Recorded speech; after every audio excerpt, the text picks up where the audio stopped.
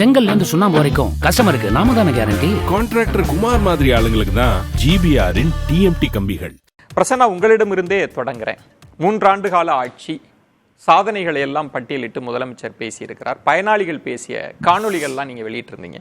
ஆனால் எதிர்க்கட்சி தலைவர் எடப்பாடி பழனிசாமி சொல்வது இது சாதனை அல்ல, மக்களுக்கு வேதனை தான் தந்திருக்கிறது அப்படின்னு சொல்றாரு. எடப்பாடி பழனிசாமி அப்படிதான் பேசுவார். அவர் என்ன ஆதரிச்சு அறிக்கை விடுவார். அதான் நீங்க வந்து ஆரோக்கியமான விமர்சனங்களை ஏற்றுக்கொள்ளுகிற இடத்தில் திராவிட முன்னேற்ற கழகமும் அதன் தலைவர் முத்துவேல் கருணாநிதி ஸ்டாலினும் இருக்கிறார்கள். ஆரோக்கியமற்ற விமர்சனம் அவருடைய அறிக்கையை நான் பார்த்தேன்.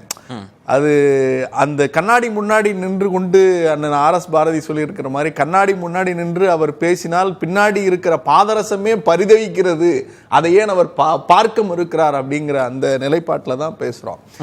அந்த அறிக்கை வந்து ஒரு வெற்று காகித அறிக்கையாக தான் பார்க்குறேன். அதை நான் புறம் தள்ளுகிறேன். நான் இப்போ சில விஷயங்களை ஃபேக்சுவல் ரெப்ரசன்டேஷன் அப்படின்னு ஒரு விஷயம் உண்டு. ஒரு ஆட்சியினுடைய சாதனையை நீங்க எப்படி இது சாதித்த ஆட்சி அப்படின்னு நீங்க பாப்பீங்கன்னா புள்ளி விவரங்களின் அடிப்படையில் தான் சொல்ல முடியும். 3 ஆண்டுகளுக்கு முன்னால் வரை நான் பல இடங்களில் வலியுறுத்தி இருப்பது தொழில் முதலீட்டில் இண்டஸ்ட்ரியல் இன்வெஸ்ட்மெண்ட்ல பாத்தீங்கன்னா பெரிய மாநிலங்கள் பட்டியலில் 17வது இடத்தில் இருந்தது எடப்பாடி ஆட்சி காலத்துல. இப்ப அது 2வது இடத்தில் இருக்கிறது. தொழில் முதலீட்டு ஊக்குவிப்பில் 14வது இடத்தில் இருந்தது எடப்பாடி ஆட்சி காலத்தில், இன்றைக்கு முதலிடத்தில் இருக்கிறது. இந்த 3 ஆண்டு காலங்களில் எடப்பாடி பழனிசாமி தன்னுடைய 4 ஆண்டு காலங்களில் ஏறக்குறைய 6.5 லட்சம் கோடி முதலீட்டை கொண்டு வருவேன் என்று சொன்னார். அதுல 1% கூட ரியலைசேஷன் ஆகல. இந்த 3 ஆண்டுகளில் 9.65 லட்சம் 61 லட்சம் கோடிக்கான முதலீடு ஒப்பந்தம் கையெழுத்தாகி எல்லா ஈவன் இந்த மோடி போய் ஜும்லா மாநாடை தொடங்கி வைத்து அத்தனை லட்சம் கோடி இத்தனை லட்சம் கோடி $1 trillion அப்படின்லாம் சொல்லிக்கிட்டு இருந்த இடத்துல இந்தியாவிலேயே 45% ரியலைஸ் ஆனது வந்து தமிழ்நாடு மட்டும்தான். இந்த புள்ளி விவரம் எங்கள் புள்ளி விவரம் அல்ல, மத்திய அரசினுடைய புள்ளி விவரம். அதை போலவே MSME இந்தியா முழுக்க இருக்கிற MSMEகள் வந்து 26.5 லட்சம் MSMEகள் மூடி போய் இருக்கிற போது இந்த ஆண்டு மட்டும் தமிழ்நாட்டில் ஏறக்குறைய 1.5 லட்சம் MSMEகள் புதிதாக தொடங்கப்பட்டிருக்கு. இதுல பிரசன்னா, நீங்க எதிர்க்கட்சி தலைவரினுடைய குற்றச்சாட்டு அறிக்கையை வந்து வெற்று காகித அறிக்கை அப்படின்னு சொல்றீங்க. அவர் அறிக்கையை படிக்கிறப்ப அவர் 4ஆ பிரிச்சிருக்கிறார். விலைவாசி, சிமெண்ட் விலை உயர்வு, காய்கறி விலை உயர்வு, சொத்து கட்டண உயர்வு அது ஒரு பகுதி, விலைவாசி உயர்வு ஒரு பகுதி, சட்டம் ஒழுங்கு பிரச்சனை இன்னொரு பகுதி, எவ்வளவு கடன் வாங்கி இருக்கிறீங்க அப்படின்றது ஒரு பகுதி, நிறைவேற்றல தேர்தல் வாக்குறுதிகளை நிறைவேற்றல அப்படின்னு சொல்லி இதெல்லாம் தவறுன்னு சொல்ல வரீங்களா? இதுக்கு சொல்றேங்க. நான் ஆட்சியினுடைய சாதனை பட்டியல்கள் வேற நிறைய இருக்கு. சாதனை பட்டியல்கள் வேற நிறைய இருக்கு. சட்ட ஒழுங்கு பிரச்சனை நீங்க ஒப்பிட்டளவுல பேசணும்னா அதிமுக ஆட்சி காலத்தினுடைய சட்ட ஒழுங்கு பிரச்சனையா நான் RS பாரதி பட்டியலிட்டு இருக்கிறேன். அவருக்கு டிவியை பார்த்து தான் துப்பாக்கி சூட தெரிந்து கொண்டேன் என்று சொன்னவருக்கெல்லாம் சட்ட ஒழுங்கு பற்றி பேசுவதற்கு என்ன தகுதி இருக்கிறது அப்படிங்கிற கேள்வி மக்கள் மனசுல வராதா?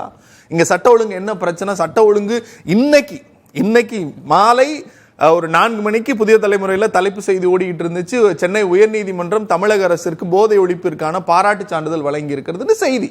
இன்னைக்கு சாயங்காலம் நடைபெற்ற உயர்நீதிமன்ற மதுரை கிளை பாராட்டு செய்தி வழங்கி இருக்கிறது.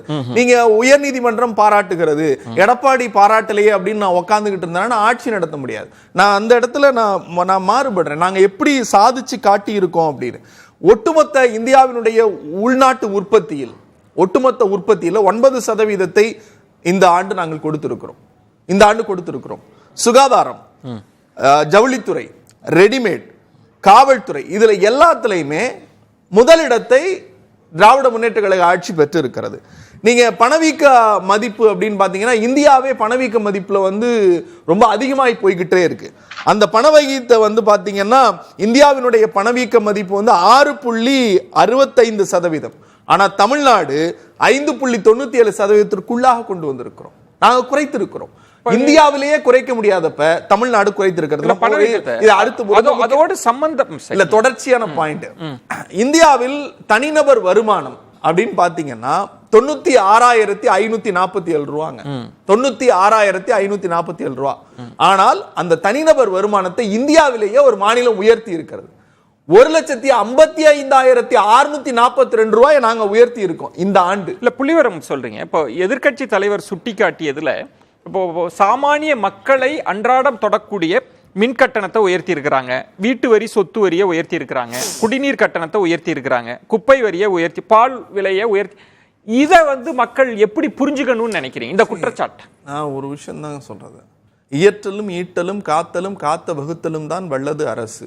அதிமுகவினுடைய 10 ஆண்டு கால ஆட்சியில பால் விலையை உயர்த்தவே இல்லை, மின் கட்டணத்தை உயர்த்தவே இல்லை, சொத்து வரியை உயர்த்தவே இல்லை, சொத்து வரியை 500 மடங்கு உயர்த்தவே இல்லை. இப்படிலாம் பட்டியல் போடட்டும், நாங்க பதில் சொல்றோம். நாங்கள் வரி என்பது ஒரு தேசத்தினுடைய இதய துடிப்பு. ஒரு மாநிலம் ஒரு சர்க்கார் நடைபெற வேண்டும் என்றால் வரி இல்லாமல் எதுவும் செய்ய முடியாது.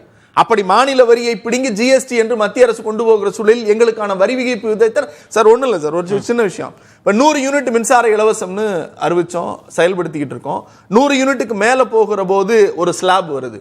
தனிநபர்களுக்கு எந்த இடத்துலையும் மின் கட்டணத்தை உயர்த்தலை. நல்லா இதுல வந்து மின்சார கட்டணத்தை உயர்த்தி விட்டோம் என்று தொடர்ச்சியாக போய் பேசிக் கொண்டிருக்கிறார்கள்.